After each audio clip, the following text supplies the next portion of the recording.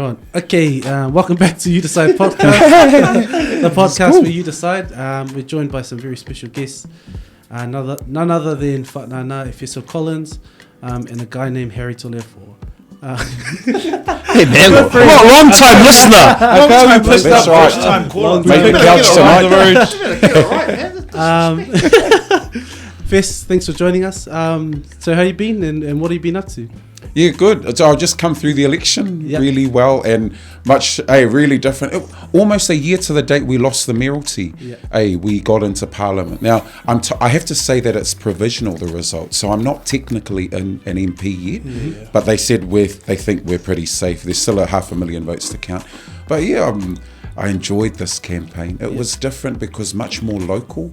And you just kind of get out of bed, you go out shopping and you're campaigning. And it was different because I'm amongst people who kind of know me. That's probably the difference and that's the contrast. And here, even if people you knew they weren't going to vote for me, but they politely say, oh, we're going to vote for you. But I know they're not telling the truth. But that's all good too. So a really cool campaign this time around. Yeah, tell us about that good, polite Samoan and what it was like growing up in, I'm gonna say 80s. In the around Moses time.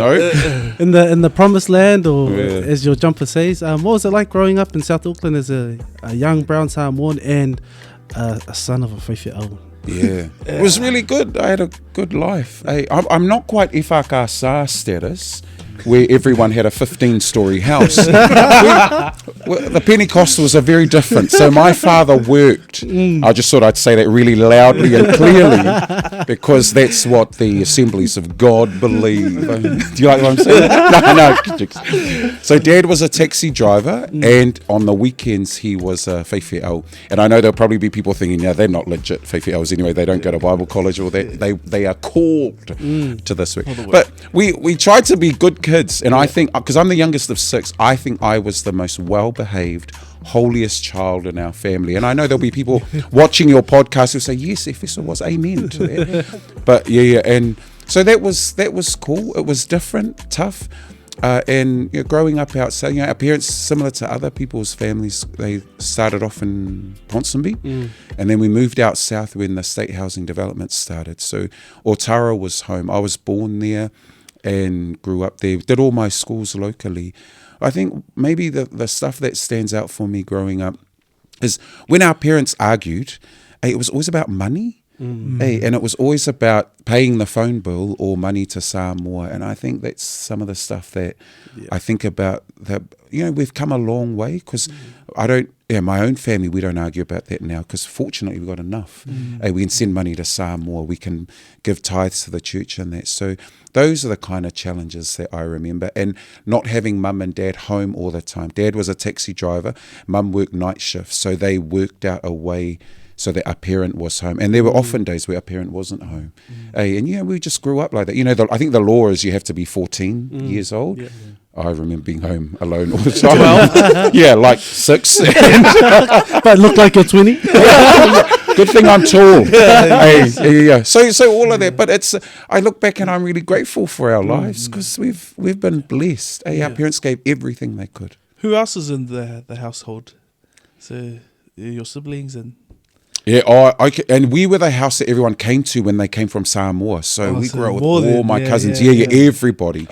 But I'm just thinking what things are off limits in our talk. But what it did, and I don't get overly serious, but what it did, unfortunately, was it opened the door to some really personal issues. And I don't know if I can say them, but I think you know where I'm going, and we've had families that have been hurt along the way, and that's what it opened the doors to, unfortunately. And because we were that family that just took everybody in, I don't think we were aware of some of the other stuff that was going on in the background in the house. And I think you read a whole lot of research today that talks about the hurt, the abuse that happened to young people in particular and children. So that's something that happened in our home too. And we weren't fully aware of what was going on, but we were that family that just, all our cousins came through our house. That's what I remember.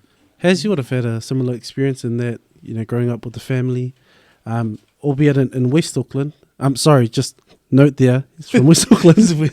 But tell us about that. Like, how important it was growing up with your family, being surrounded by your cousins, and these people that you made some really core memories with, and really helped to shape who you have become.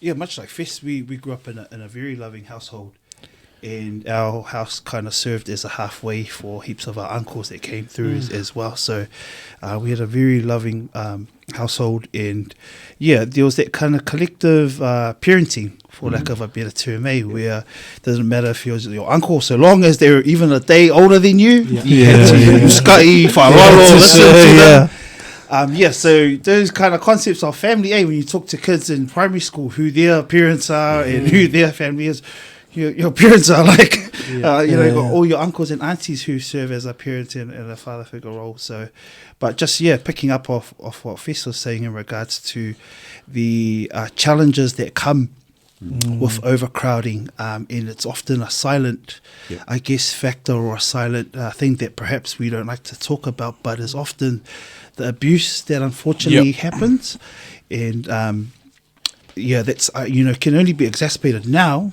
because we're in a housing crisis, and many of our homes are still like that halfway home, or just trying to fit in all these families in one particular space. So the concept of personal space didn't even exist. Like you need it, but, personal space when you're sharing the bed of your siblings and stuff like that. So it's So I mean that's but nonetheless, man, I can't.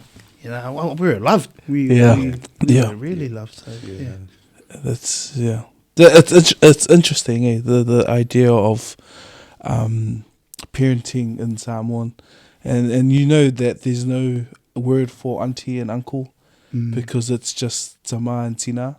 Now we use ole uso or ole, like sibling of a parent, but because the idea of everyone's a parent, and we, like you said, adopted it when we came here too. But also the thinking of some of the other challenges that maybe aren't heard, and that's maybe not having that relationship one-on-one with parents and even siblings to a degree. And did you ever experience some of that, like or was it we weren't aware of it at the time, but we had parents that were parents to many kids and to all our cousins, and we never had that one-on-one time. Maybe you didn't even have a relationship with your parents, but because they were serving and giving to other. Did you ever have something? Yeah, I guess the example that comes to mind is the way Dad was in sport. Like my dad never looked like he approved. So we might score a try or get a goal. And I was looking at my dad, and it's like, and I didn't know whether I still get a hiding if the team won or lost. Was it because you guys were down 49? That was probably the one try the whole season. Tangaroa College. A 1D. Anyway, look, and that was always tough, and I think even that as a parenting style was different because I know that for my brothers it was really tough for us because you come to New Zealand, when I say to my girls, I've got daughters, I say to them I love you all the time, like it's such a natural expression. Never heard that once from my dad. And you're caught in this New Zealand culture where it's you want to hear the love, and I guess in Samoa he was raised in a way where you don't show it, like, or it's not expressed like that, and they're trying to find that balance. And that's why I always thought we were going to get a hiding after sport, whether we won or not, because I could never tell from his face whether he was happy or not. And it wasn't until much later that Dad started using that kind of language. But I think for many of us, that it was just kind of grasping where we belonged and what our place was, and our place value perhaps was difficult. I think like one thing that I had a conversation with my brother-in-law about this, but he was saying, talking about parenting styles, but the idea that I want my kids to learn the same lessons that I did, just not in the same way I had to learn it, and I thought that was like a bar because I'm not a parent myself, and you guys can talk to this, but like how much of your experience being parented by your parents, and what have you taken out of that experience and applied to your own role now as fathers? you know, Yeah, I'll be honest, but we have to give our parents credit. Like, you have to put it in proper context. Yeah. They came from Samoa, Yeah. where perhaps discipline styles or parenting styles were very, this is me, the dictator, and you're the little nation. Whatever happens, goes. And I can see it progressively with my siblings. My father was very strict with my eldest brother, just settling in New Zealand and still had the kind of the traditional kind of parenting style. But then by the time he got to myself and my younger siblings, he had really kind of mellowed out, and we received kind of the good treatment. And the irony is, my mum is one of those coordinators that does parents as first teachers or does these skill sets, teaching, other Samoan men or other Samoan families who have come over to different styles of parenting here in Aotearoa. But to say, it's just a big learning experience. You got to consider it in its entirety. Maybe we all received the harsh kind of But traditional styles. Character building resolve. But look at the treatment of our grandchildren or their grandchildren, our children. We get in trouble for raising our voices at them. You know what I mean? And we're like, where's this McDonald's money all of a sudden that you got every day? So it's one of those funny things, and I look back with fondness, because I wouldn't trade the world for the lessons that I learned and the ways that I was taught.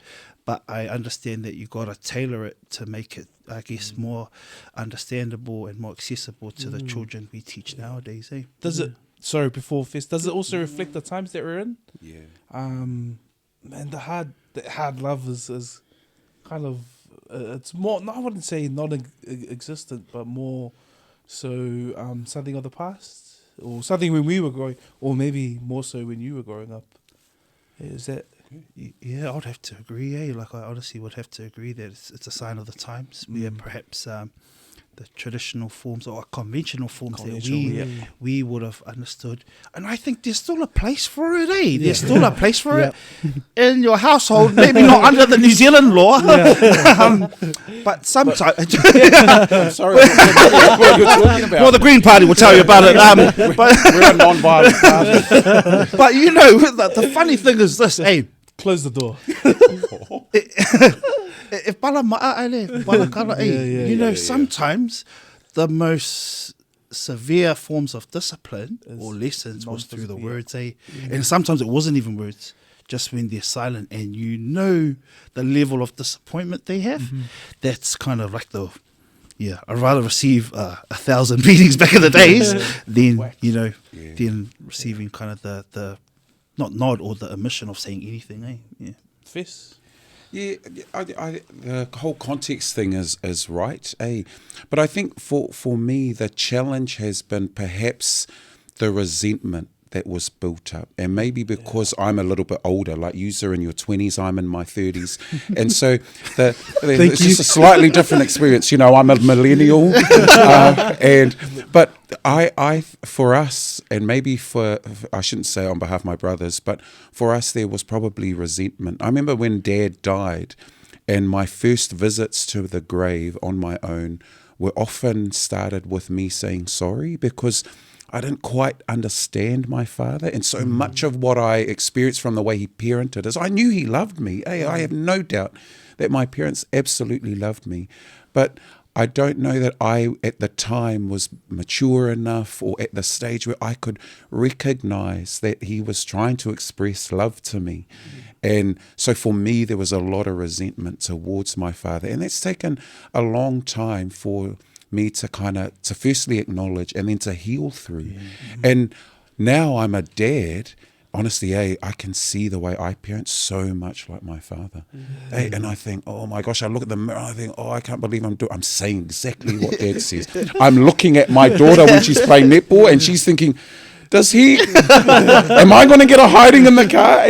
And I can't believe how similar we are. But I think at a personal level, it was just working through the fact that Dad loved me, and I just didn't quite understand the expression of that love. And I think there's a lot of people in my generation in particular who have walked this kind of walk. And there's probably this huge guilt that we feel thinking now, wow, now that I'm a parent, I can see what Dad was trying to do the best way possible. But that was just his way of doing it. And so even now when I go to the grave, You know, when I took, when I was standing for the mayoralty, we took our ballot papers to the grave and we voted at the grave, because those ones you send back. I remember just weeping at the grave, showing my father, saying, Dad, I think this is what you wanted of us. I think this is what you meant when you said, stand up, speak. My dad used to mock me and say, you've only got one gift, son, because, you know, I wasn't good at rugby and then I turned to cricket. I wasn't that good at cricket either. He said, you got a mouth, use it to talk. And so we went and we voted, and Kapiriela, my eldest, she was doing the ticks there.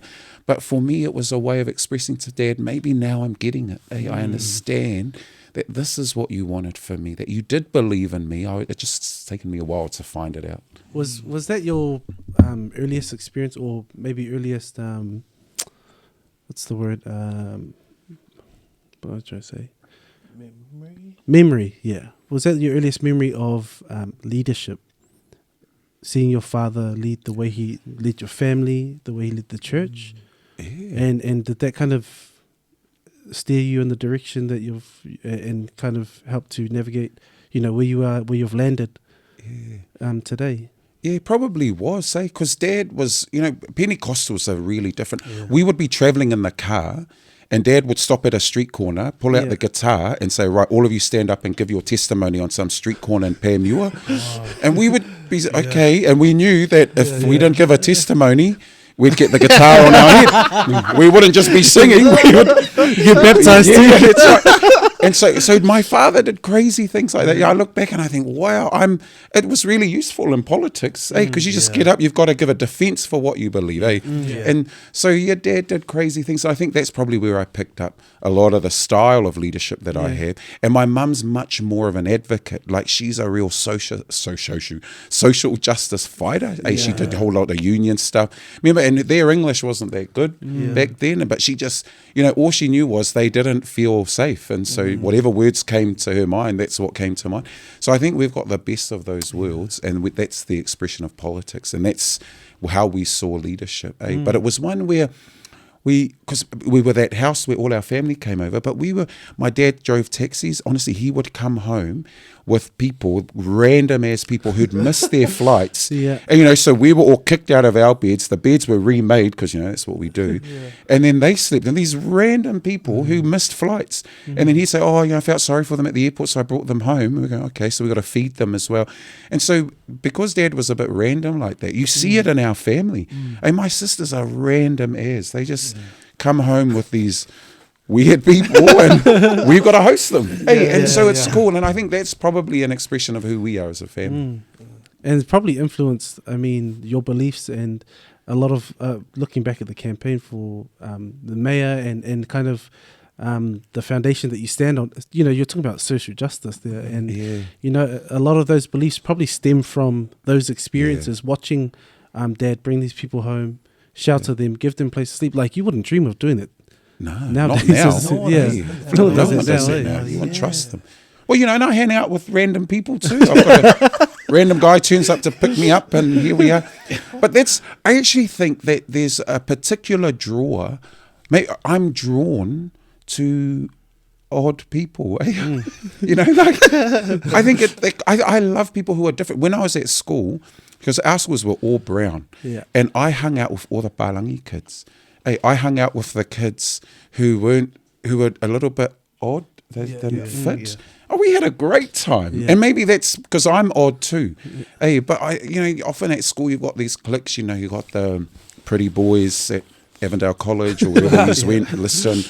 And then you've got the odd people, and I love being with odd people because I'm a real I want people to feel like everyone's part of something. And I used to feel sorry for the people always on their own, so that's probably why I'm always on my own, because I don't mind being on my own, but I think what's important is that you can reach out to people, make them feel like, hey, we can play this game together.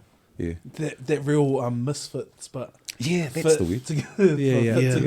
Together. Also, probably along the same lines, but identity.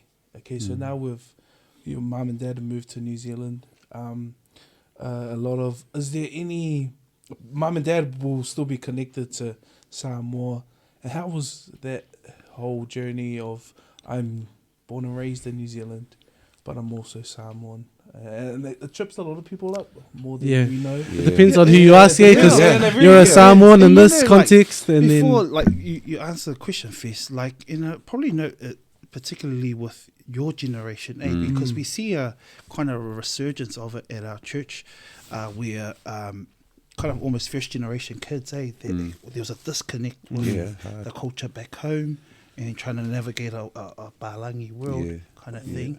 But I guess for the generations coming through, where it's normalized, where our identity is celebrated, how was it navigating back then? For mum and dad, and then you look at the kind of the journey that perhaps currently, Gabriella and the girls are kind of. You say back then like it was like the 60s. It was a black and white. We had colour TV back in those days and video recorders. Yeah. I think my generation struggled, because I've often talked about, we had the school reports. All of my family had school reports. Stop speaking Samoan at home. Speak English. And so our parents are very. We're accommodating, and so we stopped. I was fortunate because I spent a few years in Samoa, and so went to a local school, and then they thought I was fob when I got back, but straight back into English. But if you look at some of the academics in my generation, they've often written around how identity isn't necessarily connected to language. Because in a way, I wonder if what they're really saying is, I don't speak Samoan, but I still want to be Samoan. So your generation come through, and maybe the difference for me too was we grew up AOG, which was much more English driven. If you're going to perhaps Methodist, it's going to be Samoan. And we didn't, and that was probably one of that was different for us too. So.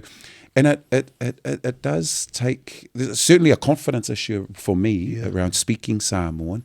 And I've got the strongest in my family, it's weak as. So there's all that balancing. And it does, it kind of, the question around identity, it does impact on how Samoan people like me who are trying to find proficiency again in Samoan feel. And so, I think it's difficult. Like Asalemos at an Efakasa Otahu, the Aonga Amata there. So it's cool. But even when I go in, it's all in Samoan, and I think, that's right, I've got to find the right words now. And then sometimes it's difficult because I walk in, and I used to be the counsellor, and they're speaking to me in the most loveliest, polite Samoan. I'm thinking, I just know the basic words. And so even there's a disconnect, because you're trying to find the confidence. The good thing is, I think our parents are better at encouraging us. I remember when I used to pray for sick people, but I didn't realise I was praying for pregnant women, Ma'i versus Maitanga and all of those stuff. And I'd be sitting there, and my mum would be cracking up, like this, and then to the point where don't pray. And so when you mock us, and that's okay amongst us, but when our parents do it, and I think sometimes the way they correct us, it feels belittling. And so no one wants to speak Samoan because we're always going to be corrected. And so I just think it's navigating through those spaces where our parents can say, no, this is good. It's all right to make mistakes. It's okay. And so that's where I think we'll land again, but it is difficult.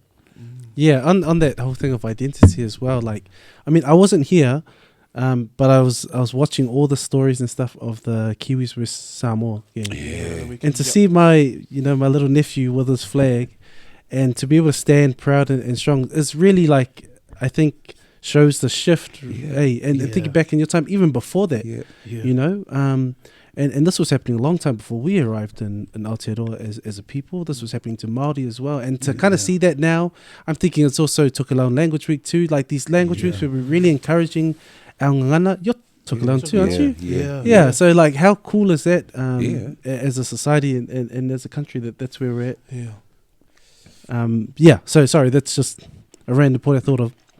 Talk us through Tangaro College, because that's an interesting one. You thought you were going to get away with that. TC, baby. Nah, Grandma, don't skip the grandma bit. This is the thing. This is what I was leading into. Honestly, we can't You're pick getting and quite choose. excited here. Can't pick and choose which. Have we been sold? Because you spent some time at Grandma before TC? Is that? Yeah. We 2 weeks. Yeah. And then I recognised that I wanted a top class education, and so And you said I left high and grammar, low. and I went to Tangaroa instead. I just didn't fit. It wasn't quite right for me, and so I didn't realise. But apparently, I got into a C or D class at grammar, and I thought, oh man, look at me. And my parents were thinking, what a failure! Look at you. We send you to Auckland grammar, and you go and get into the C or D class, not realising it went to J. Wow. And I didn't realise that at the time I was the highest Pacific Island person. Yeah, so all of the stuff I learned well after I left, and then went to TC. TC was great for me. So you A+ class, like Yes, I go could straight to have seventh form. After the teacher was you, and then We were taking classes.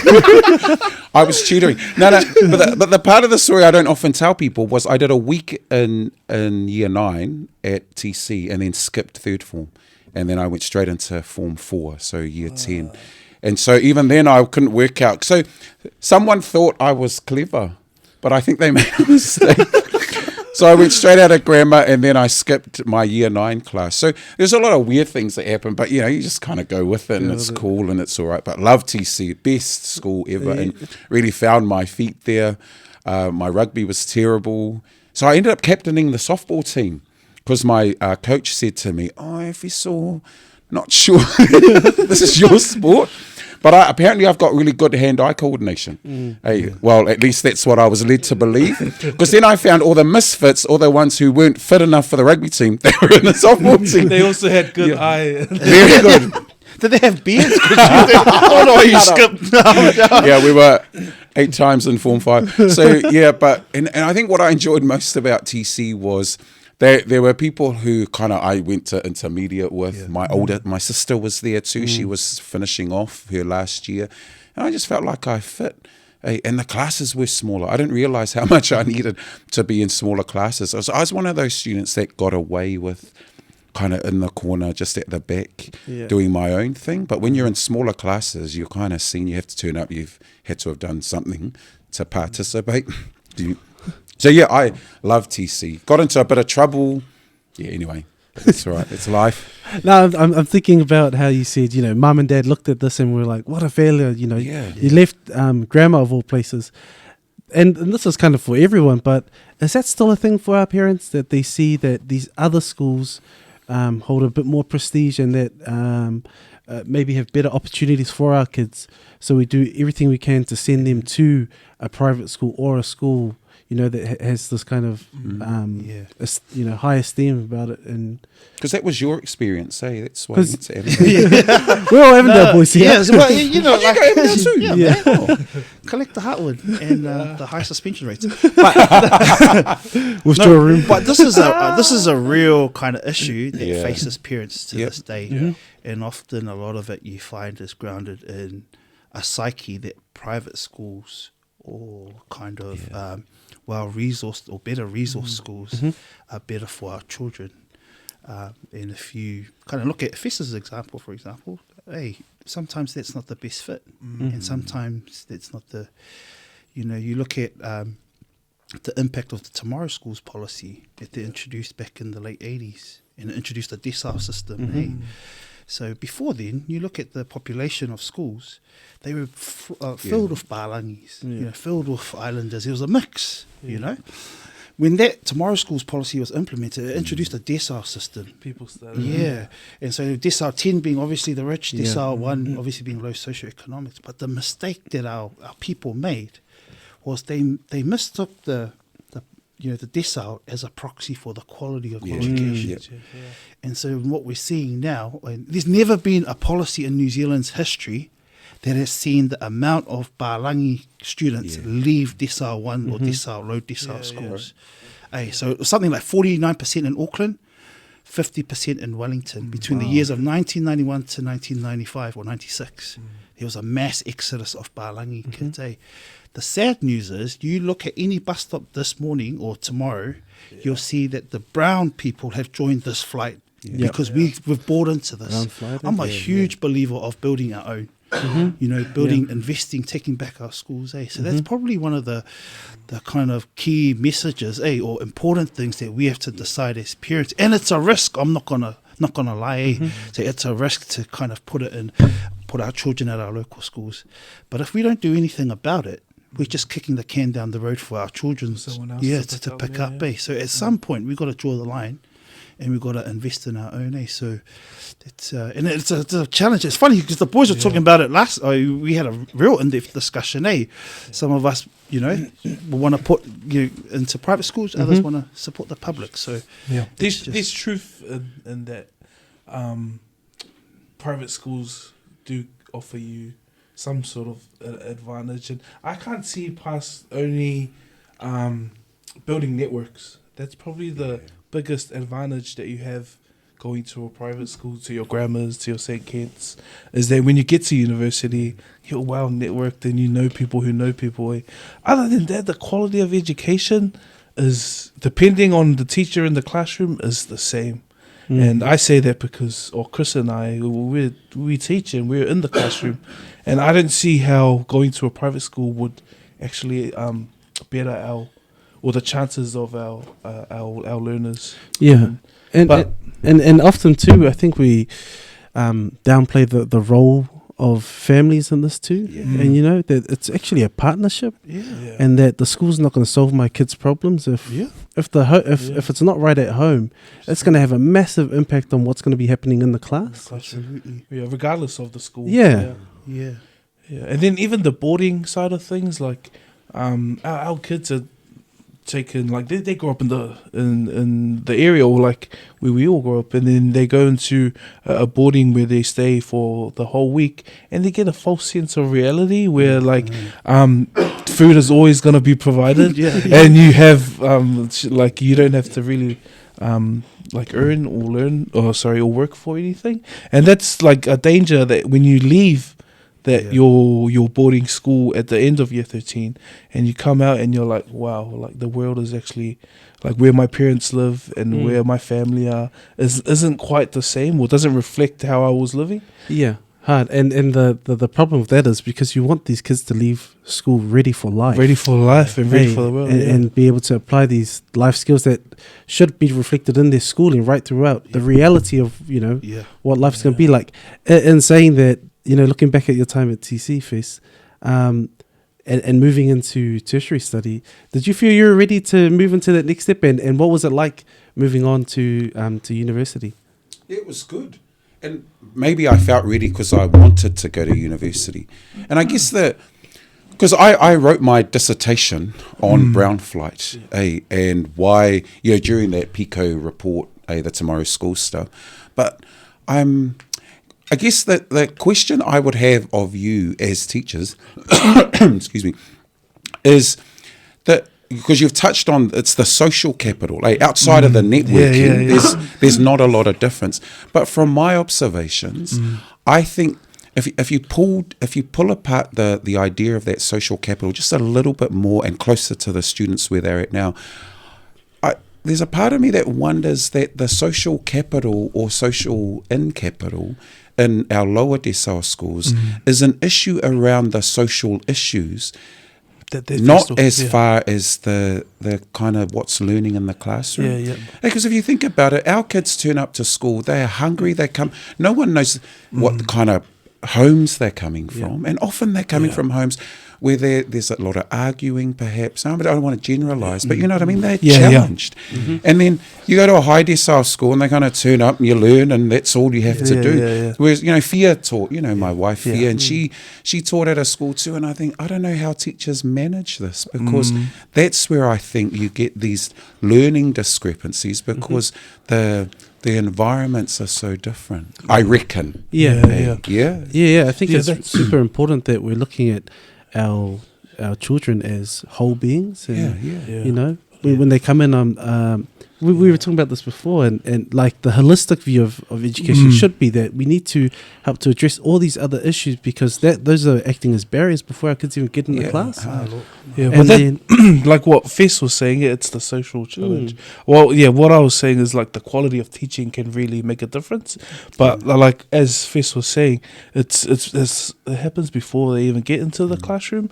And if our schools aren't on the same page with our families, then it makes it even the gap widens even more, because and it doesn't necessarily help given that they go to a private school if they're coming with all this not baggage, but all these challenges that they have to get through. And so I totally agree with what Fess is saying, and then what Chris is saying with the holistic view. I think we're that's a in theory and in practice, that's where we're heading towards anyways. We're really looking at teaching or working with the person before the student, before the learning needs, actual look into the person or the people that are in our classrooms, and that's So the question is then, for you two as teachers who are currently in the field, how much of it is addressing the person before the teaching? Like, if you were to apportion it, like, just for us non-teachers, man, teaching is one of the most noble professions, man. And like, I know I could stick about 12 weeks holidays, about 10 weeks taxpayers dollars, and Lincoln Road. waving your sign. Not a big for us, not once. But you know, like, how much ache, and then you think about it. Okay, you have to deal with the, like, you know, for let's just say in a public school, in a low decile school, addressing kind of the issues that they bring, compared to a private school, you could just walk in, you know, not have to address. But in your line of work, what's the kind of the apportionment? And you guys are both at different ends of the spectrum in terms of where you guys teach. I think what's it called? The students and like the reality is we don't have enough time in a day to address the problems that the students are facing, as well as try get their assessments in, or try make sure we're scaffolding the learning so that they're on par with what's expected or how fast the class is moving. And that's the challenge in the work that we do anyways. And then but you'll find that with our Pacific kids, like, we make time, and we actually try and make a plan so that we are that they're okay at home, but also keeping up with their schoolwork. Past will be very interesting, and to get a take from Chris, because they're big on the person as a whole, or our learners as a whole. I guess, like, you know, and any teacher, anyone who's in the profession, you know, you always try and have a plan for your kids, and you always want the best for them. As Bo talked about already, there isn't enough time in the day, and we are too under-resourced. I mean, like, you look at a school, we're on opposite sides of this. You look at a school of 2,000 kids with classrooms full of 30 kids and one teacher, you know? That in itself is a huge problem. And then on my side of the coin, it's like, we have our class is a lot smaller, but what we know works for us is that we have more one-to-one time with our kids, and we're not focused heavily on, because this is why I think a lot of teachers they gripe with the education system, is that it's assessment driven. NCEA is like, you have to finish this assessment in this number of weeks to get these credits, or else you don't get to move on to the, you know what I mean? And if that's the driving factor for our teachers, I mean, if that's a reflection of me as or how well I'm doing as teaching, right, that's always going to come first. And I'm not going to be able to address these other things. But at the same time, if there's not enough time in the day, I mean, who gets left behind? More often than not, it's our kids. You know, they're the ones who get left behind, because we need to get these assessments done, and we need to get this moderation done, and so on and so forth. So it's a huge issue in itself. And Fess, you can and Has, you can chime in on this as well. Like, looking at the education system, and this is really broad. Next question. What changes? I've read something like later. I think it was like last week, that we should be looking at more schools, but smaller numbers. Like, so right now it's a battle to get as many kids as you can into your school. Like, that's how our education system works, because of the funding. Like, more students equals more funding. But have we ever considered maybe less students but more schools? Because what Chris said, the one-on-one time that we can and we can actually make a difference. What are your thoughts? I think when it comes to schools, we've got a mega church mentality. And if you look at schools, we're just growing them. You look at how big, like what Rangitoto College is, 3,000. Hey, and Avondale College isn't that far off itself. And so that's part of our issue is no one wants to leave. Everyone wants to be in zone to a school like Avondale College. So that's one part of it. I think, now I don't want to sound like I know anything because I don't, but when you study education from a philosophical perspective, perhaps the system is a little bit outdated. So this is a post-industrial system that we kind of got, and that when you're a certain age, you get a certain level of learning application. And maybe that's the problem. Hey, it's like a factory. At this point, we put on the door. At this point, we put on the refrigeration bit, for if we were making a fridge. And at this point, we seal it all up. And at the end of the year 13, you've got a fridge. And I think that's what the problem is we've just kept a system and just kept tweaking the system, and it's made very little difference. Because if you look at all the PISA results, the PISA results, very little has changed, and it's the same people who are underperforming. It's always Māori, Pacific, and it's Indigenous people across the world. It's no different. The results are no different in Canada as they are in Australia. It's Indigenous people that are struggling, or migrants. And so the system needs an overhaul. That's a political issue. And I'm not sure, you've got a 3-year political cycle. I think we're a bit fickle, if I could be honest. We're fickle in that we just, no, it's worked for us. That's what advantage looks like. It's worked for us. So, you Pacific people, you got to change. You got to step up. You've got to assimilate in order for you to do this. So I think there's some big changes that need to happen. That's going to take real courage, and I don't know that we're ready to do that yet. You look at that Sir Ken Robinson, who talks about being that creative, innovative child, and that's what we're investing in young people. Can't be creative, if all we're doing is being driven by assessment. And I think we need some basics, but if we're just driven by assessment, then teachers get lost. And I disagree a lot with trying to remember his name, that guy that talks about teacher impact. It'll come to me eventually. He was the dude that did a whole lot of work at Auckland and now is at Melbourne, and he says that smaller classrooms don't make a difference. I think he's completely wrong. I think the ability to have personal time, more intimate time, is going to help. And they say that the teacher impact has a 30-40% variance on student learning, but you're committed. So in a low decile school, so much of your time is committed to the relationship that you've got to get people prepared and primed so that they can be a learner. And there's so much work to do. So I think it's a bit stuffed up. And I don't know if we're willing to change it. Otherwise, we keep tweaking, then you just get minor results, really.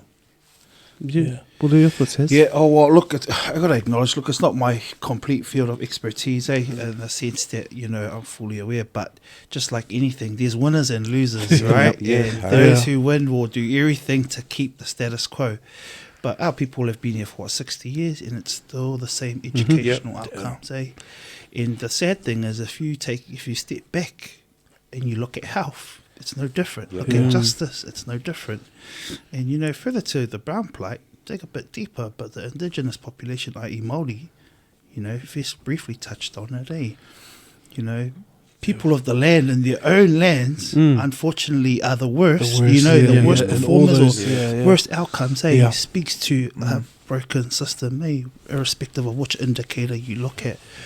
So, there's been lots that's been said about Māori privilege or Pacific privilege. What privilege? Privilege and underperforming. Privilege and type 2 diabetes and gout. And gout's a real one, mate. Hey, gout gets a pass. Sensitive right now. But I'm mad. Look, in terms of systemic change, it requires political appetite and cross-party as well. We can't just rely on the left or the right to have particular. They actually have to come to the table and say, look, this is beyond a 3-year cycle.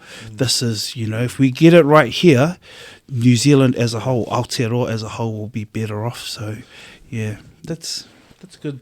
So if we've identified the problem, in a sense, if you could make one change to at a systematic level, at Fess level, what to better the education of, or just in the ministry itself, what change would that be? And that, Chris, you can. What change would you implement? Yeah, we'll start with. We'll Fis start and with Hez, yeah. Fis. If it was one, I'd say smaller class sizes. Yeah. Yeah. I've got a few others, but I'll go with. I'll answer the question. Just do one. Maybe 2. Yeah, I think we've got to pay teachers better, and I think. Yeah, but because everyone says, "Oh, but look at the holidays." No, by the end of 10 weeks, you need a holiday. But I think if you look at social workers, nurses, teachers across the board, we pay pitifully. Yeah. Hey, is there such a word? But we just kind of take you for granted. The people who make a real difference in the world. Hey, you look at those. What did we call them during COVID? The essential workers. Essential workers. That's you. Hey, and people like me who go and do consultancy and act all flash and we get paid way too much.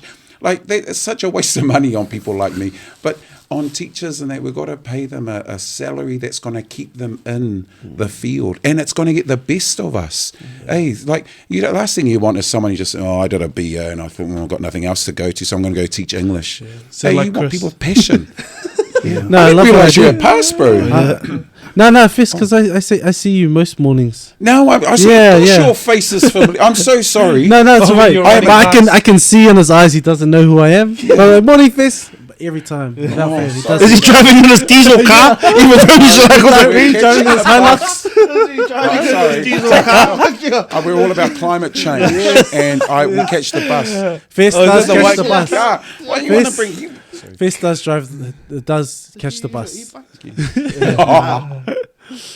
Yeah, has. I'll probably say at the political level, there has to be kind of not just another working group or overhaul, but there has to be buy-in at a political level from cross parties. And it's just like housing, man. We sometimes have to sit down around the table, irrespective of the political kind of.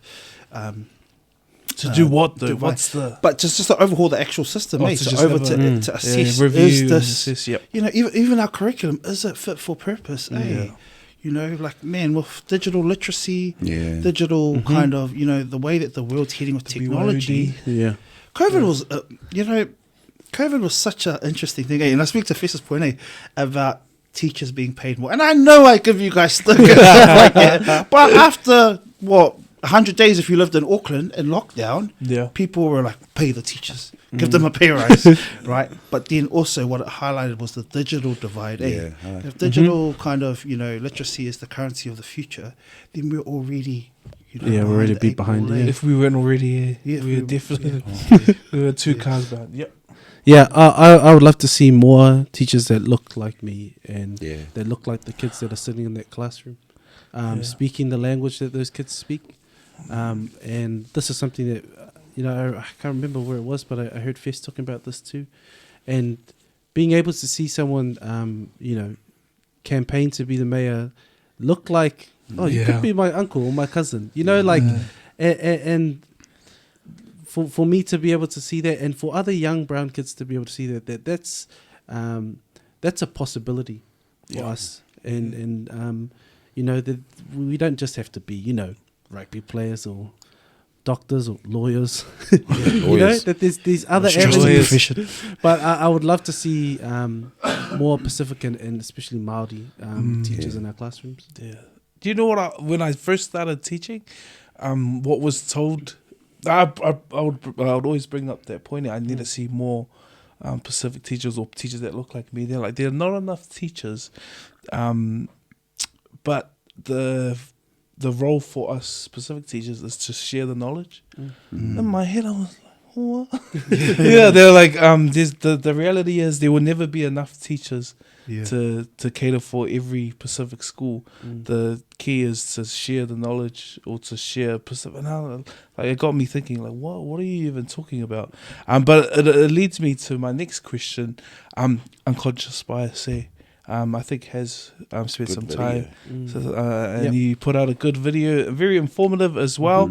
But I also saw Fess, an article about Fess's mayoral race, about the colour of his skin costing him 20,000 votes or something like that, And not that there's not enough Pacific teachers, but the unconscious biases that, if we can share the knowledge as much as we can, but if they don't look like me, we don't really have that split second, decision making. But so that's a chance for us to comment on the race and as well as the unconscious bias. Fess, could you talk more to that as well? And like just maybe a follow up question too is like, did you think that that Auckland was ready to see a tall, handsome Samoan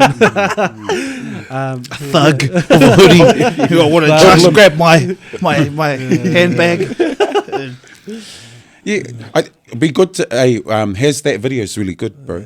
But I think what Auckland Council's own research about 5-6 years ago, we undertook a study on the public nuisance bylaws, and one of the questions we asked Aucklanders was, what makes you feel safe? And people say, I know my neighbours, there's a nice little park down the street and I go to my park. So that was what made them feel safe. When they were asked what makes them feel unsafe, the top answer was tall brown men who wear hoodies. That's me. That's us. That's all of us. That's us. And so whilst running for the mayoralty, I thought we were ready. I think the fact that the tall brown male wearing a hoodie wasn't quite what Aucklanders in the main were ready for. And that creates a challenge for us as a city, because often in New Zealand we believe in this egalitarian society, and we preach the rhetoric of egalitarianism. No, everyone's got equal, it's all on merit. What a lot of rubbish, eh? Truth of the matter is, the narrative became, can you trust this Samoan kid from Otara to run the finances of a city? And for many people, they struggled with that. Because I'm not what you'll normally see on TV. I'm not your normal leader. And that's what unconscious bias looks like. In my world, that's what racism looks like. And we've got to push ourselves forward to say to the kids, these are the challenges that you'll face.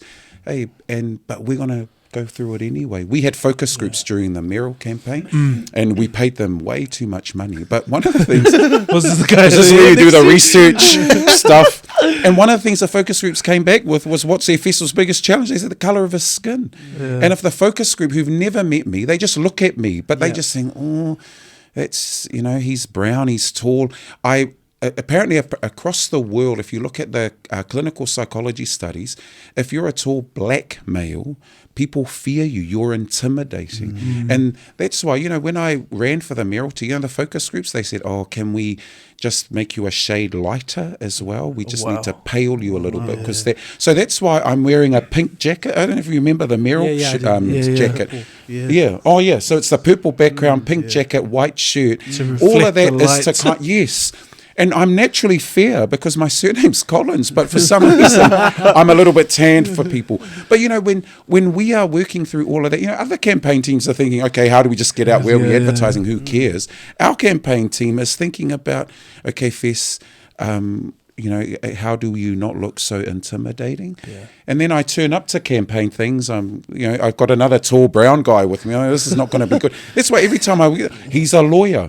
Our campaign manager had a PhD in law, so it all kind of, we had to think about how we looked as well. So I'm troubled because I've got daughters, as I've said, and if you look at the Human Rights Commission stuff, it's brown Pacific women are paid the least.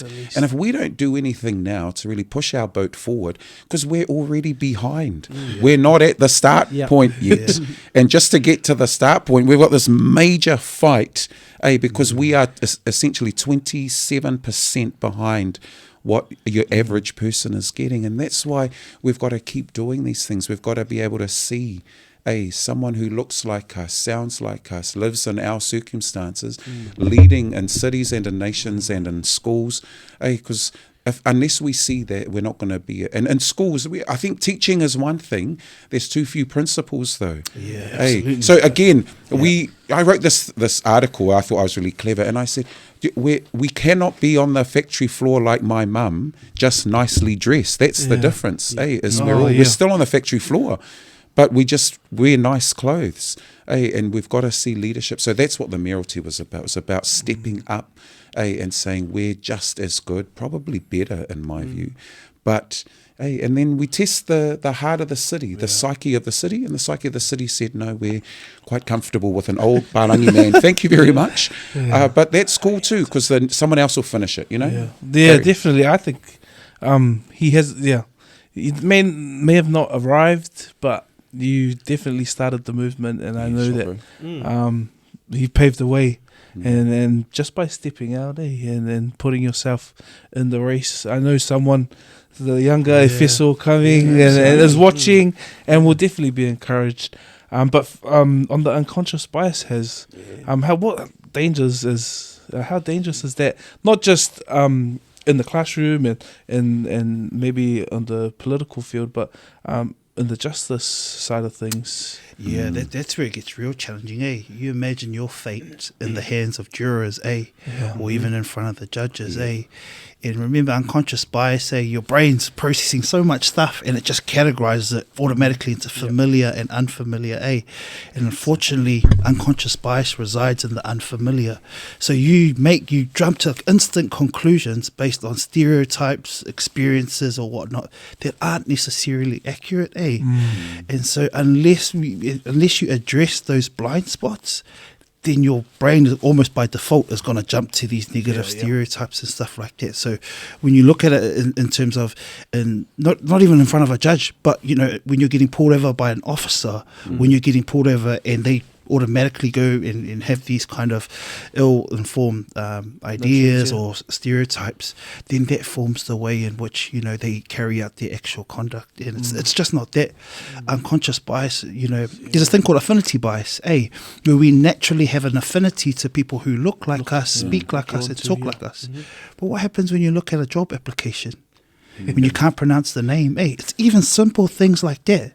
And then you hide under the guise, probably not a good culture fit. When in reality, you're governed by your blind spot. It's not just for Palangis. Sorry. I mean, we have to address it ourselves too. We got blind spots. Samoans are the kings of unconscious bias.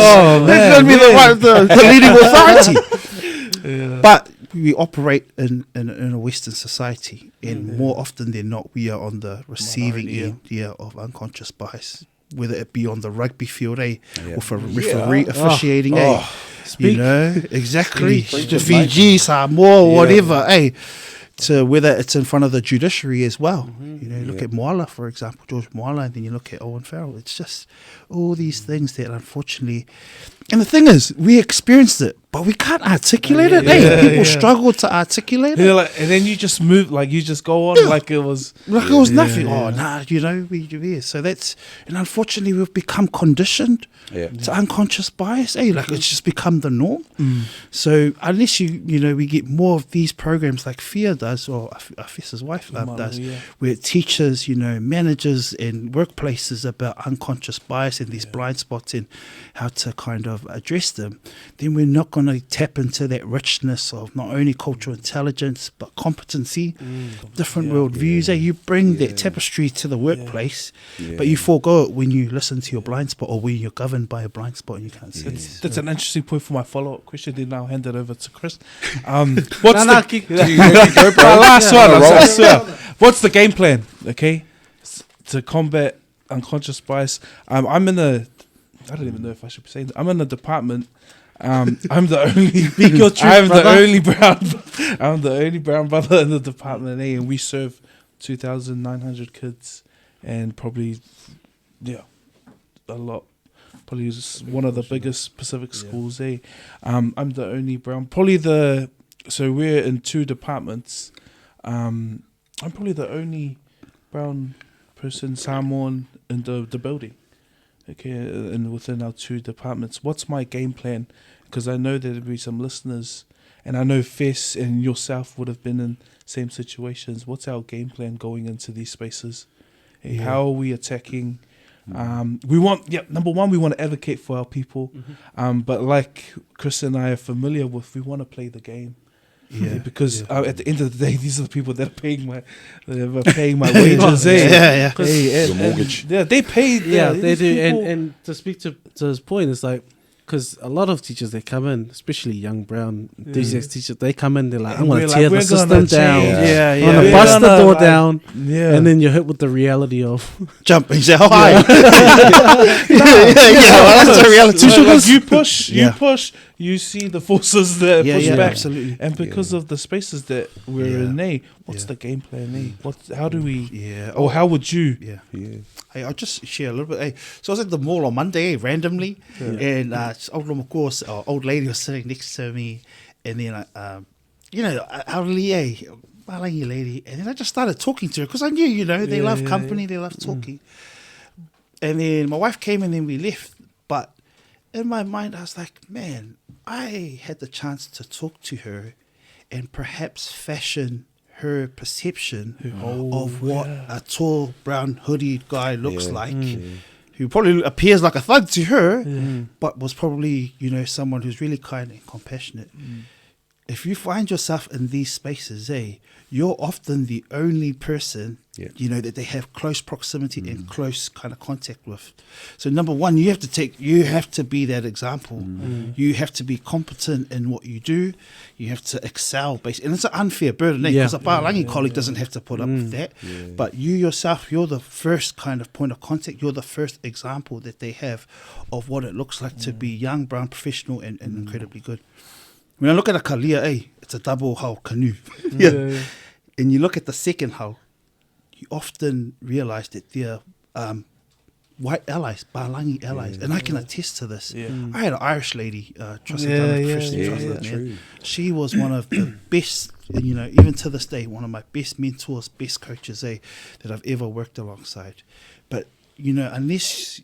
Because you can't dismantle the system by yourself. You have to have allies that can help you understand and navigate the kind of the complexities of the politics of the workplace, but also let you or staircase you into these positions where your voice can be amplified. So, number one, you're the example. You have to set the standard. Secondly, find those allies, and don't misconstrue allies with saviors. Because I'll put that straight. Sometimes people have bad intentions. Like white saviors, for lack of a better term. But if you're fortunate enough to find a good ally, then from there you can work together to slowly kind of impact what you have control over. But the thing is, it's not just you, Paul. It's not just you, also Chris. There should be other people in other spaces, i.e. the board of trustees, i.e. other Pasifika actors within other areas. We're not just... There's the thing, we often have siloed thinking. It's just me in teaching. It's just me in being a GP. It's just me in law. Where Pacific people often drop the ball. We're a collective people, but nobody talks to each other. We like to have nice, fancy conferences within our professions and vocations, but we don't have that cross dialogue. So it's to understand it's not just you by yourself. And so if you listen.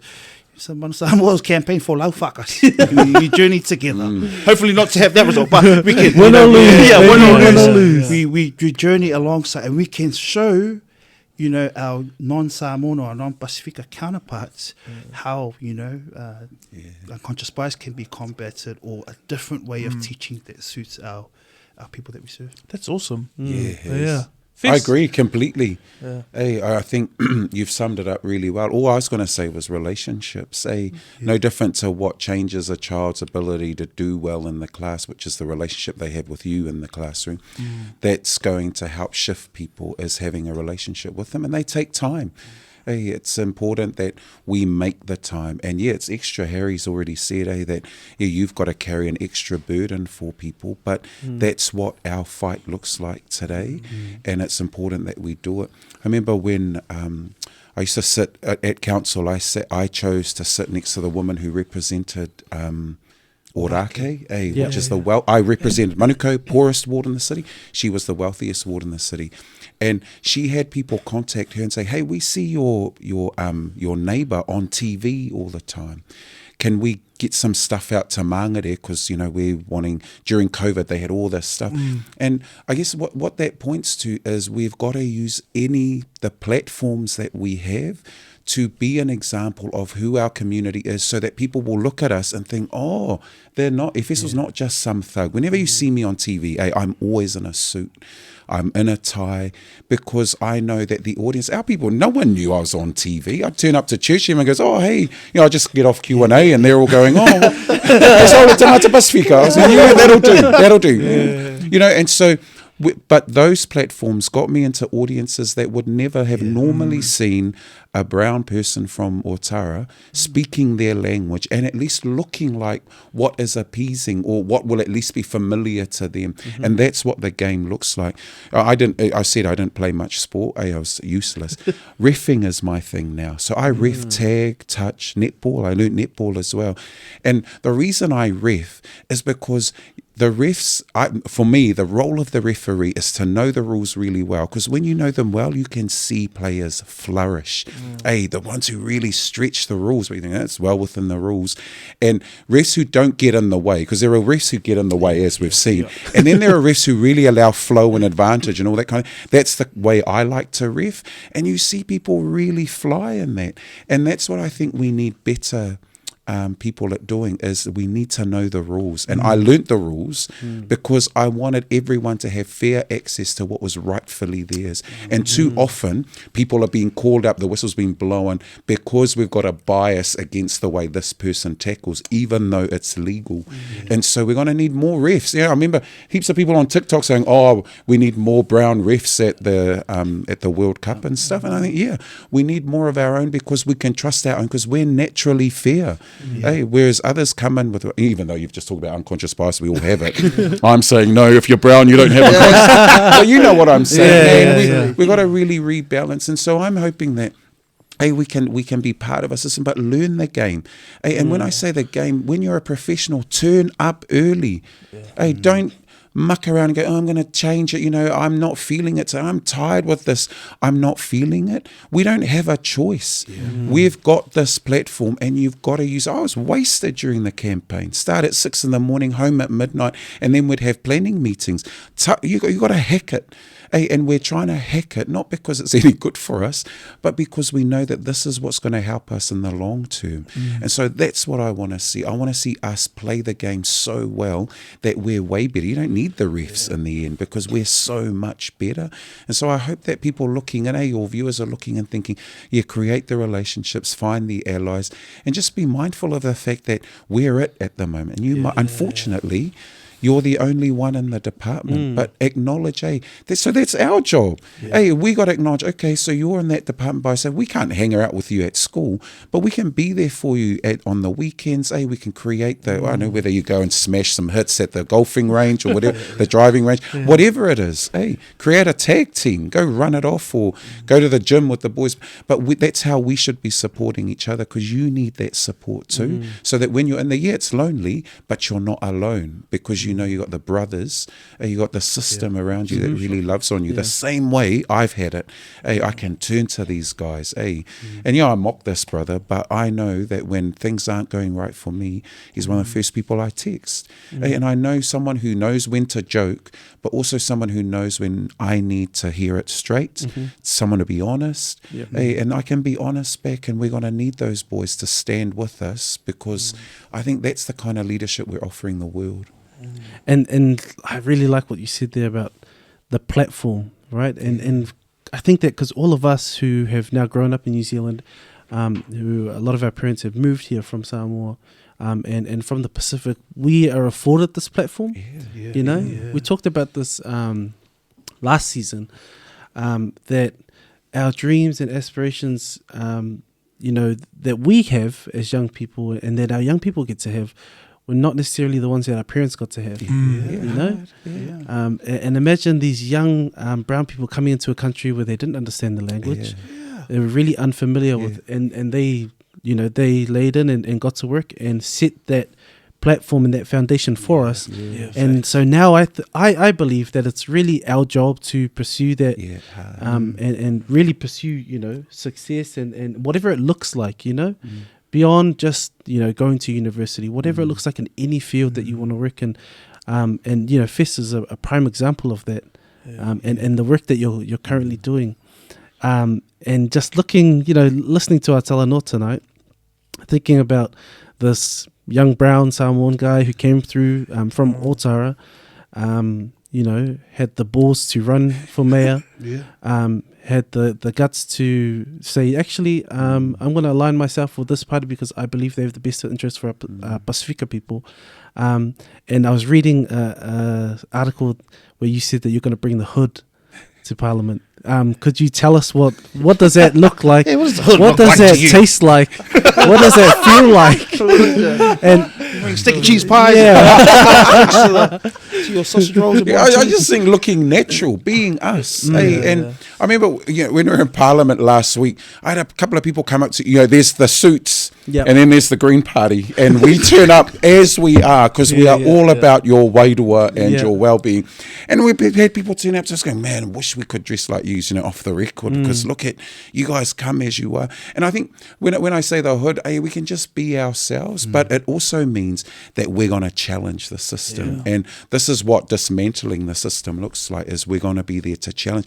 I had an interview today. Actually, all the interviews I've had since being elected have been, are you disappointed you're in the opposition? I think, you are so defeated, man. Everyone's going, but Labour's got 5 less. Who cares? I was going, we talk like, no, we're not in government. Let's go cry in the corner. I was going, bro, you don't deserve to be here if you're not going to stand up and blimmin' fight. I was thinking, you are too weak. Hey, don't say, I'm going to represent the community and then go and cry in the corner because you're not on the Treasury benches. I was saying, bro, some of the best things happen in the world when we're fighting the battle, and this is real. And that's what I think the difference is I don't come from privilege.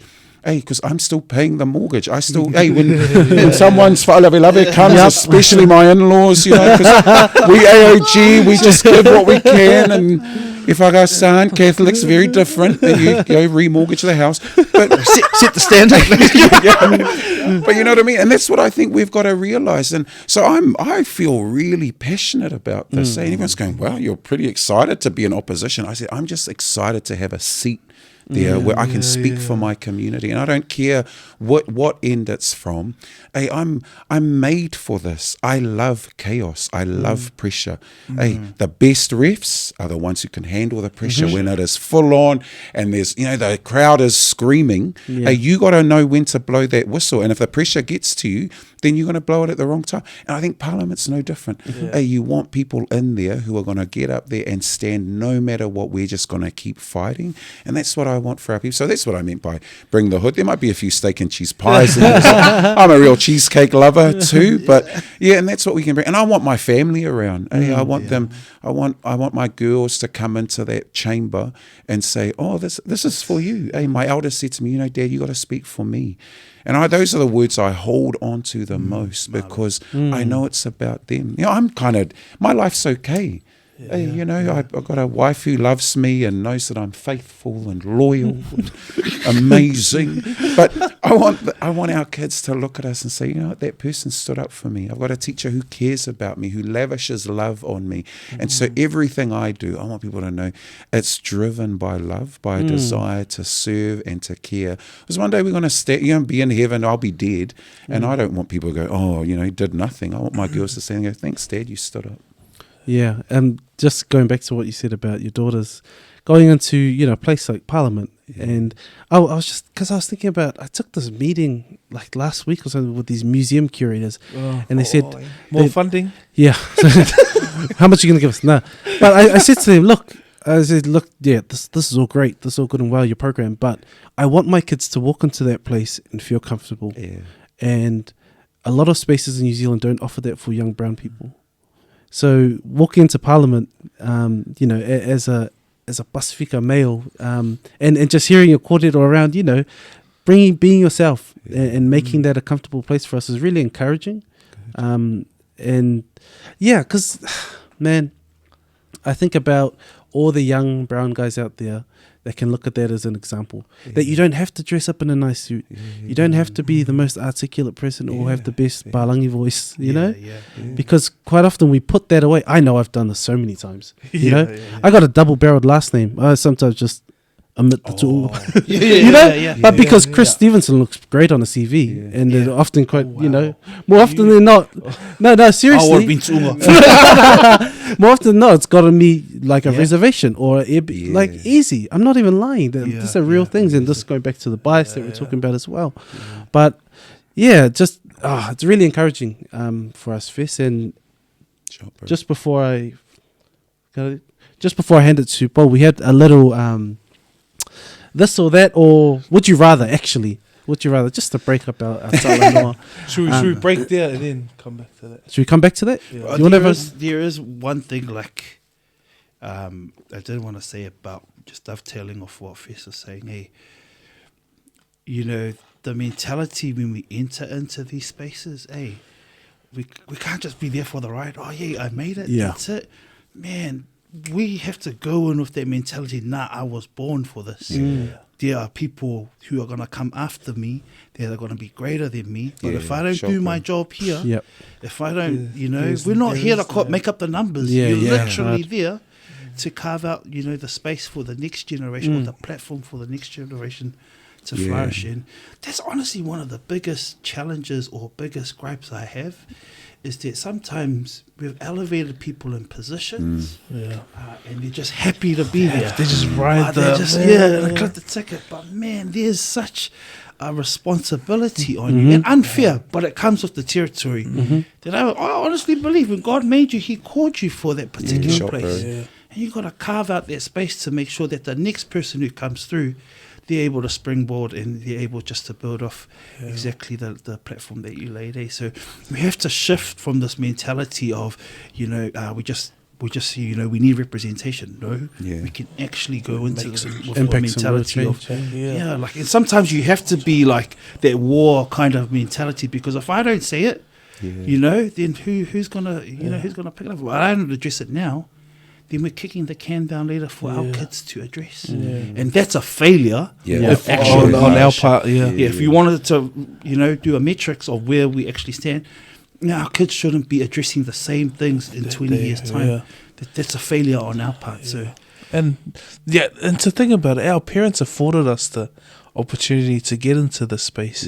Now it's not about just holding the space, because a lot of the time the job is holding the space, but it's actually like paving, grinding, working away at for the next leaders or for the next politicians that will actually come through and make a difference. And that's the majority of our job anyways. Like a lot of it is holding the space in the staff room, but the real work is actually bringing through our kids and our learners and trying to have that positive impact in the school. You know, the funny thing about holding, is sometimes you can hold on too long. And it's that's having insecurity. That's the all right, just name some names.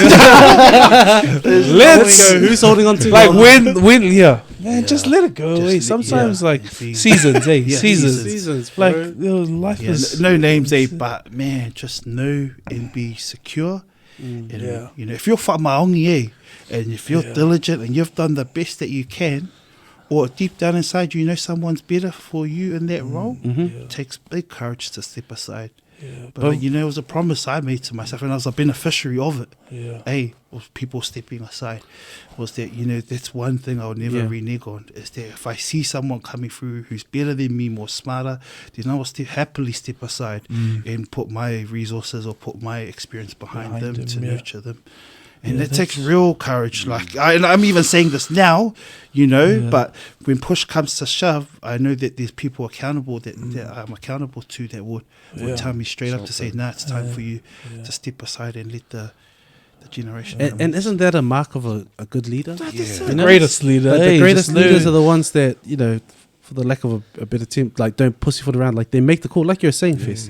Like, they make the, even if the call needs to be I need to move, and the space needs to be freed up for someone else to come through, and for the next lot of leaders. All the gatekeepers, they just. Silly hard. But yeah, that's. I see there's some personal issues. Maybe some experiences. Needs to be a bit of healing in this room tonight. We're laughing because it's hiding the pain Yeah, of we having actually- to wait. Yeah, honestly, Yeah. some of And us having to wait or just witnessing people.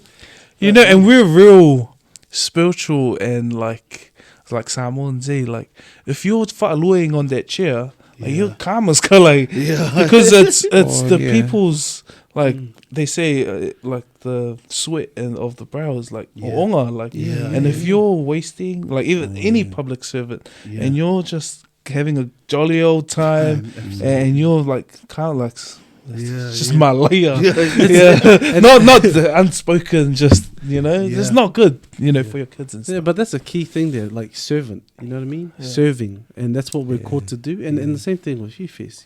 Like, I think like a lot of the time, I you probably still experience this too. Like, our parents come into these interviews and say, "Oh, my Lord, soon you hold all the power and knowledge, right? Because of your prestige." And I'm like, That's right. yes, tell me more.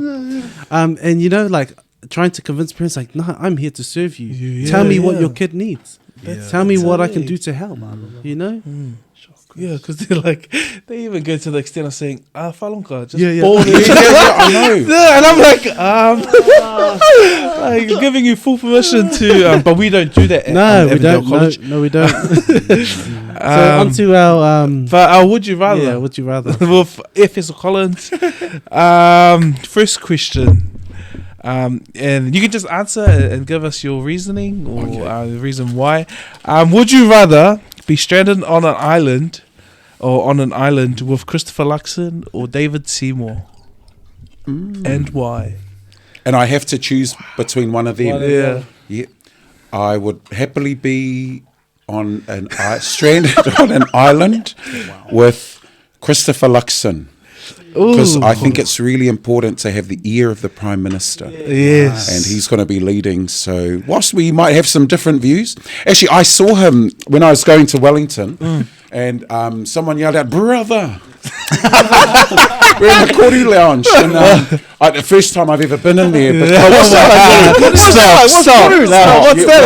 like? Well, I know it was the first time I've been there. It's one of the privileges afforded to newly elected MPs. And when I thought, "Brother," in the Kori Lounge, and it was Chris Luxon, and we've kind of seen each other at different kind of church functions before, so it was good. It was good to talk to him. And I'm going to be an opposition MP, but I thought I want the ear of the next Prime Minister because because we can be oppositional, but we can also I can also kind of hint at stuff, say, "Oh, you should try these things. This would be a really good idea." So probably Chris Luxon. You probably saw the same hairstyle in Parliament. Brother! brother, that's from us in the economy. Us as a terminal. Brother, can you take Would you like me to put the bag? can you take my chicken, please? Next time you're in Koro Lounge, just think of us. And I'll wave out. Take our brother. Harry goes to the Strata Lounge. Oh, up by the see, Emirates. I've seen Emirates, it. Yeah. Yeah, you lawyers. Next one. Would you rather coach the Wallabies or play for the Springboks? Ooh, I'll play for the. Oh, hang on. I've got to be careful. Like, I was going to say play for the Springboks. The week we play the final. Yeah, because I think they're going to come close this weekend. I think the All Blacks will win, but I think the Springboks are the right team. I was glad they beat England. Yeah. Nah, we wanted England, man. We wanted the colonisers to make them pay. Okay, next, please. next one. Would you rather watch a comedy with Wayne Brown or a horror film with Winston Peters? A comedy with Wayne Brown. That'll be funny. The cool thing about Wayne Brown is because when you're campaigning and you're going to all the same things, you kind of get to know people. I found him really funny. He was quite a humorous person to be with. Yeah, we disagreed on a lot, but I found him really cool. And that's what I mean by the relationship. See, in party politics, people go, "Oh no, keep away from that person. Don't talk to that person." But I think, I'm Samoan, man. I don't have the luxury of choosing who Drawing I the feel line, like talking yeah. to today. All I know is if I need a piece of bread, I'm going to have to talk to people. And that's what I meant by the relationships. And I think I had a really cool relationship with Wayne. I was just jealous he won. The next one, would you rather change your electorate to one out west or North Shore? Probably out west. Hey, because, you know, Have I've that got on to the honour record. My beautiful wife who comes from Ranui. And west will be 1 cool. Hey, and you look at some of the seats out west. Hey, there's one that's borderline. It could go to national. And I think a good, strong Green MP for Te Ata 2 is the answer. And They're going there neck to neck, eh? Yeah, they're about 30 votes Yeah. difference. It's Yeah, me. but we're confident Red will come through, mate. Don't worry about that. You know, just like the All Blacks will peak when it counts. That's like what Just they said don't about get the ahead of 34 yourselves. seats they've SVDs lost. are backed up. Like, Remember we were talking about holding space? Yeah. Let it go, brother. sad to feel twice. Would you rather? Oh, sorry. And then last one. Would you rather have the power to control time or the weather? Well, that's a good question. Probably time. Thank you, ChatGPT. Oh, No. That was that and was only time because I think at the end of the day, I'd like more. But I know that we're only allocated a certain number of years, and then there are probably things I've done in my life that I'd like to change. And if I could go back, I'd probably change some of those things. But it's you kind of live with those things that have happened. But I'm loving I'm loving life at the moment. Because Koru Lounge is nice, eh? yeah, yeah. And first time I've been in there, I've never seen, there's so much food available to people. It's not a privilege I've ever been before. But the thing with time is I've got good friends and I've got a wonderful family, and there's a part of me that just wants to live in this space forever. And that's what I'm enjoying. And there's parliament, there's advocacy, but I don't think there's anything quite like having people who love on you. And when you've got friends who love you and they're good. It's the kind of, honest love. Yeah. And my wife and the kids, I think, this is wonderful. I think the other thing is I visited Dad's grave when we got elected.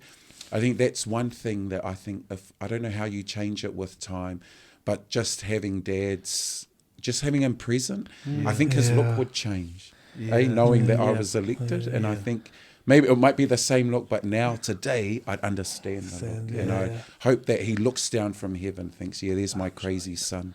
What I always expected him to be a nutcase, and he's still being a nutcase now. And I think those are the things that, you look back and I think, I wish Dad was here. I wish my brother was here who passed away as well. So, I think that's probably the time thing. Sorry, it's a long way of saying No, that's the perfect answer. And you're in a good space. We'll come to Harry after this. You're in a good space now. And you mentioned before 12 months ago, you probably maybe in some of the darker times following the election, and something that we wanted to cover. Not so much the feeling at the time, but how did you pick yourself up and then rebuild? And obviously now you're looking from this side, the good space, looking from the good space back into that darker time, and just maybe probably the disappointment of not being elected mayor, and just navigating that whole journey till now. Yeah. I think because I think in very abstract terms, like I don't see one-offs. I'm made up. A lot of my experiences in life are kind of made up of a whole series of things, and I see the series rather than one-offs. And so I think what helped pick me up straight away was I don't have the luxury to hang around. Like we mocked at home, and Fia said, "Well, you still need a job, mate. You got no career. We've got a mortgage to pay, and we've got 2 kids, so you can have the weekend to kind of do your thing, but you'd be looking for work on Monday, mate."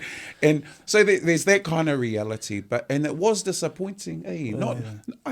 I don't know that I was disappointed for me. I was disappointed for the potential. What we could have done. What was possible. And for me, that was the disappointment. And disappointment for the team because they put in so much effort. And I think the hardest thing was because we had the phone open at the time they rang us, and my daughter took it the hardest. And Gabriella just cried. She said, but Dad, we tried so hard. So I could see how hard it was on the kids. But the things that help kind of remind me that we had to keep going was, this is normal. Hey, for us, this is kind of life. You get a job, you don't get a job. You prepare for that job interview and you don't get it and you're disappointed. But you got to keep going. And that's how I see life, is we don't stop.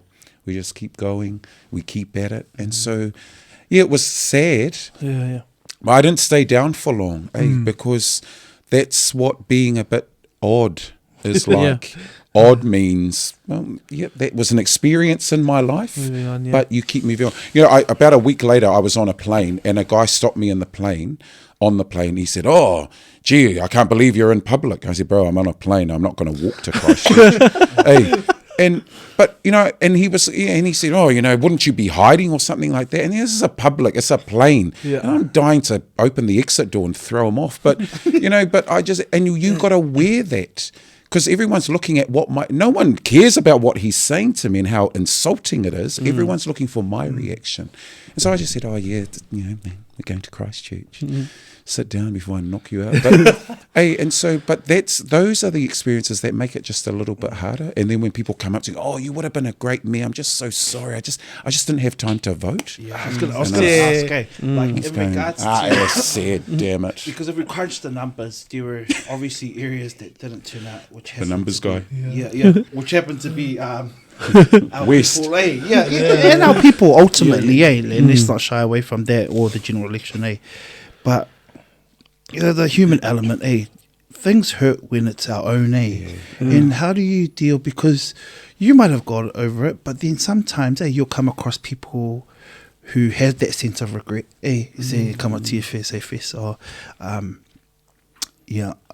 really wanted you to be mayor, and then you get that, but I didn't vote for you, kind of thing. How have you dealt with it, especially with people from our from our own, like, because I know that would cut me up, like if I'm being honest, it's because the very people that we're trying to fight for, and in our time of need, didn't turn up, and then the cold comfort that comes after it, like how have you like managed it, or how have you like, there are times where it's you just had to write it out, and what's that kind of, what's your thought process, or how do you?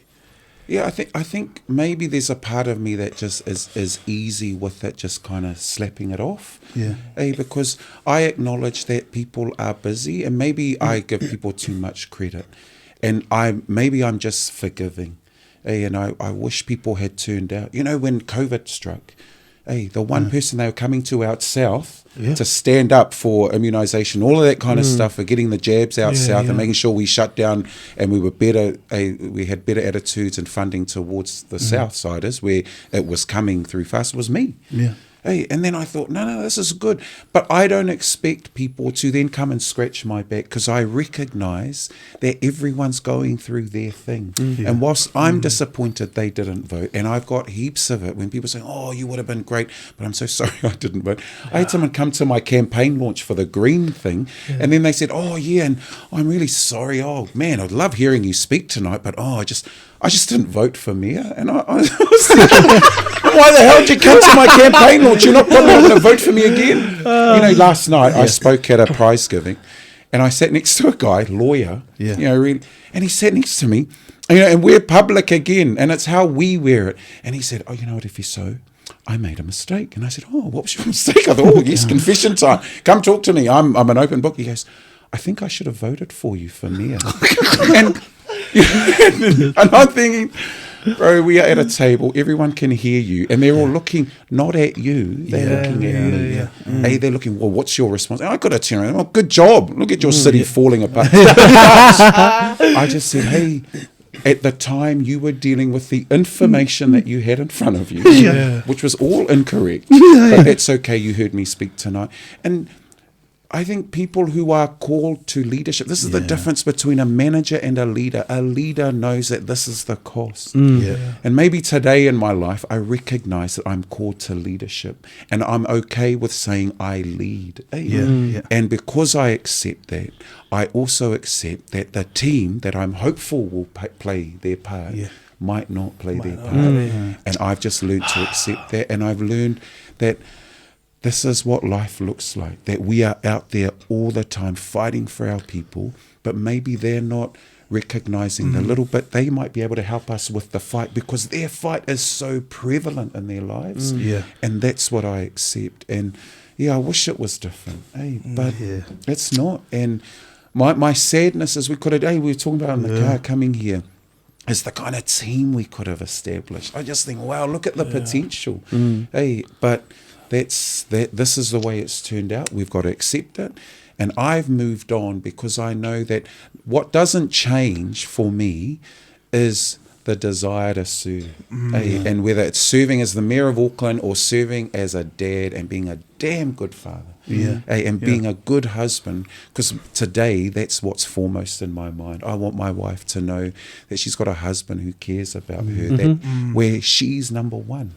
I want my girls to look at me and almost see her like I don't mean it in a weird way, but see a hero in their dad. Someone they can say, I see that man and he cares about me, loves me, and hopefully they might want to marry someone who's like me, who's going to just lavish love on them and support them. And so for me, that's what I understand now. But it's disappointing, but it's life. We go through those disappointments all the time.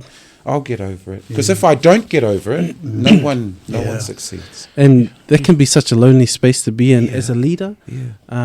And because you're the one who's having to field all these ridiculous questions. But what I'm just thinking about, what are the kind of systems that you have in place? Because obviously, being called to leadership, like you said, you have to deal with a lot of pressure. It must wear you down. And think about your mental health and your mental wellness. Like what kind of things do you have in place to support you and to keep you grounded? I mean, we've all read and heard about the threats that were made on you and your family. What that must do to you psychologically is really heavy stuff. What kind of systems do you have in place, if you would call it that? Or? I try and go to the gym. I take photos of the equipment. And when I'm looking for accountability, I send my photos to Roger and Harry and to my wife, and I say, I've made it to the gym. They're not convinced that I'm actually on the machine, but at least I got to Jets in Otahu. So if you're at Jets, the gym's really important for me. And time with my family is really important for me. But also recognizing the triggers. I was diagnosed with depression back when I was at university. And so we recognize the triggers. And I have a code. And if I text someone the code, they know. It's just a word, something I like to eat. They know, okay, Fess isn't well. Fess is feeling a bit down. And so the boys straight away, they're in.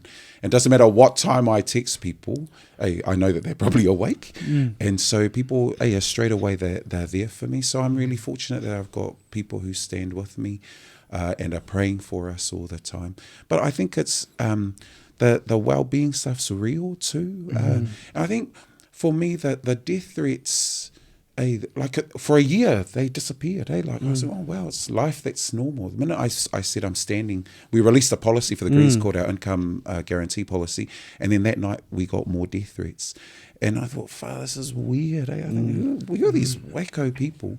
What it does, though, for someone like me is it just creates doubt. Because I don't mind people coming at me, but when my family are involved, that changes the dynamic, and I'm thinking about their well-being. And in those death threats, people were, we were doing things around what's happening at school and people's workplaces, making sure we were monitoring our movements, and I thought that's not the kind of life we wanted. But I acknowledge that that's what happens when you get death threats. So for me, it's the doubt. It creates a little bit of doubt, and I think sometimes it just distracts me from the call.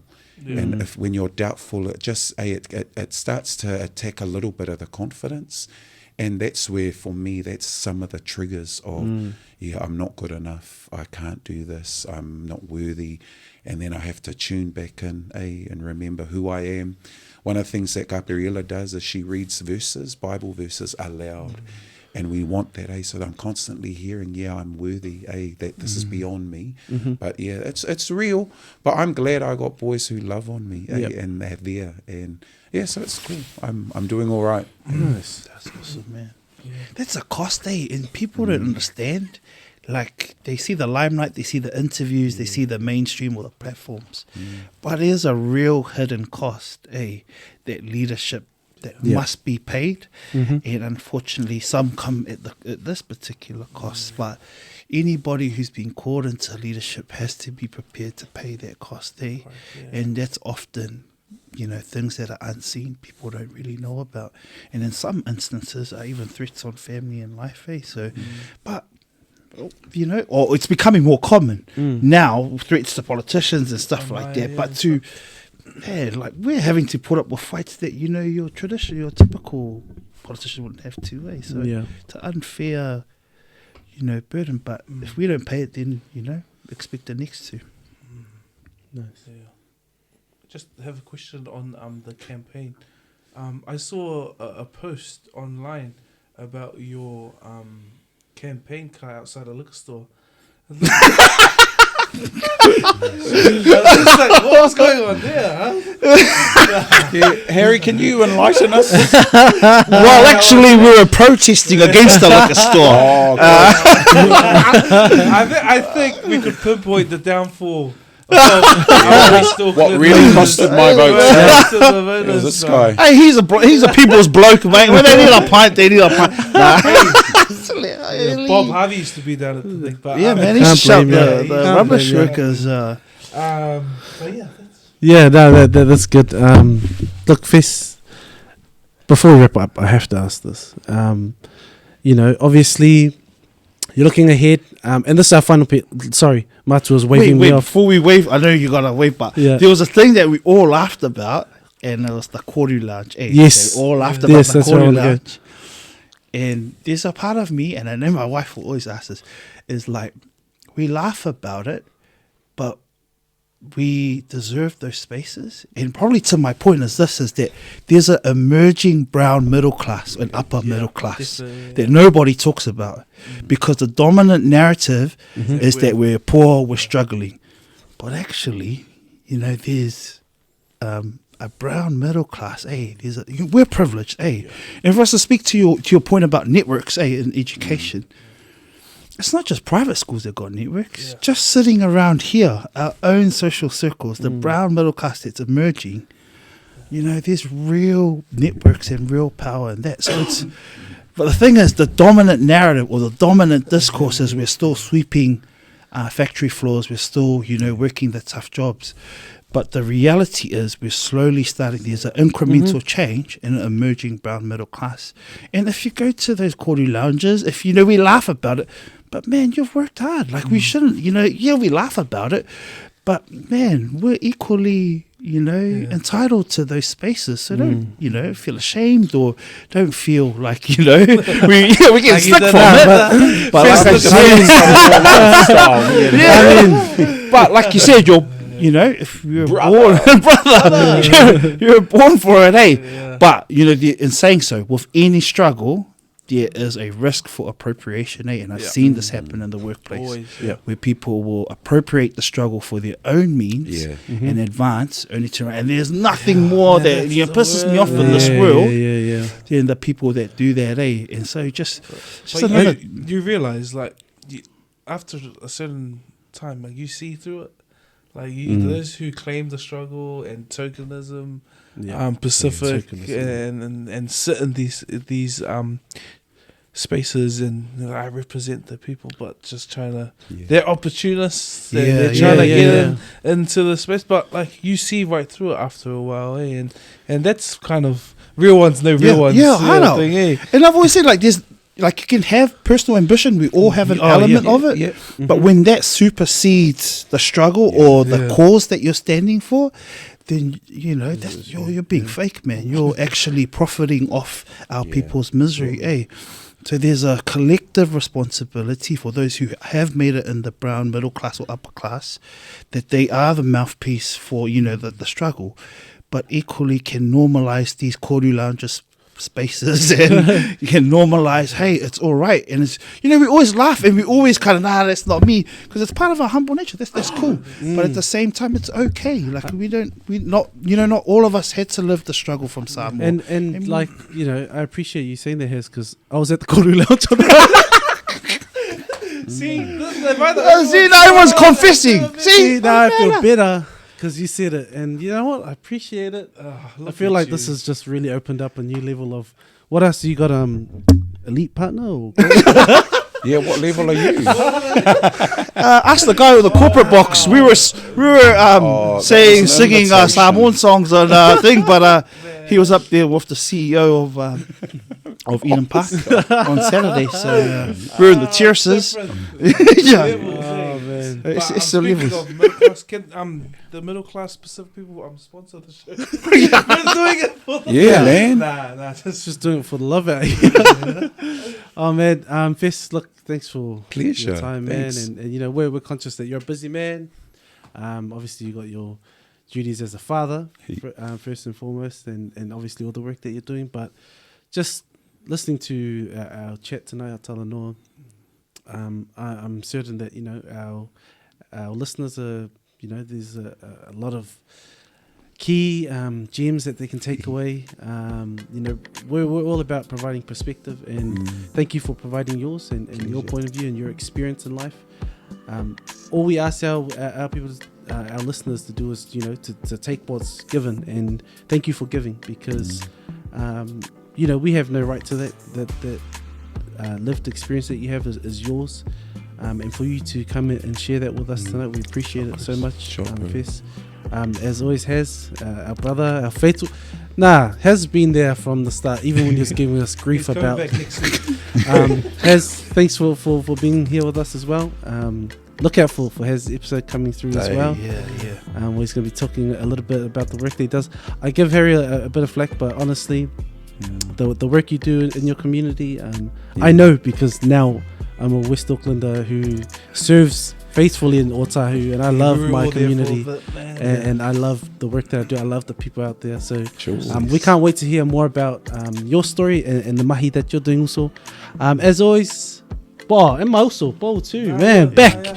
He was doing production for like 3 weeks straight. He was behind the cameras. So yeah, it's cool how these things just work out, and we truly believe. And just like the role models there that we came up through youth, through church, and we looked up to is Harry, and Harry always brought Fess around, and they didn't, I don't know if they thought much about it at the time, but I remember going to the Advanced Pacifica marches, and I remember being the year 11 student that was walking into is Auckland City racist debate. And I remember John told me, I remember these spaces, and we have been fortunate, Chris and I, to probably sit or even stand alongside the shoulders of some of our community's best, and it's a tribute, but also a testament to the work that needs to be done, but it's a tribute to the work that these guys have done, and all the spaces that they've paid for us, and we acknowledge that. Fess well ahead, and then as well as Harry with his stuff in Mangere, like, man, and what he said before about the networks and the power that we have just in this space alone. So we truly believe, honestly, there's no formula to what we do here. It kind of just happens. And the Lord brought you guys here tonight for like this awesome talanoa. So thank you so much again, brothers. As always, fam, like, subscribe, share. You'll find us on YouTube, TikTok, Facebook, Instagram, all that good stuff. I want to give our closing remarks to Fess. Anything you'd like to share? I mean, what are your hopes, dreams, aspirations for this next chapter in your life? Or maybe some encouraging words for our listeners out there.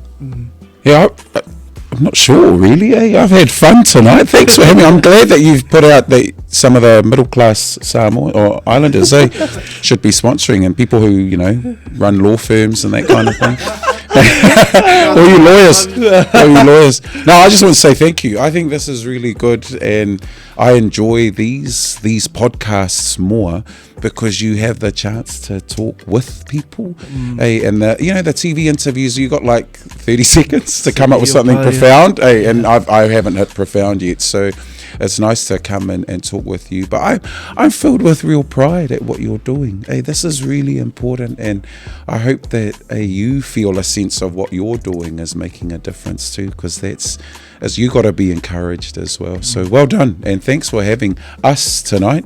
Hey, and thanks for the feed that you're going to shout us now. I think we're heading off to Burger King or something. Hey, is that Courtesy the of Complete Legal. Yeah, I mean, yeah. I mean, Mangere Law Center. On an Uber. Yeah, so thanks heaps, guys. Really enjoyed it, and yeah, Thanks, well Miss. done.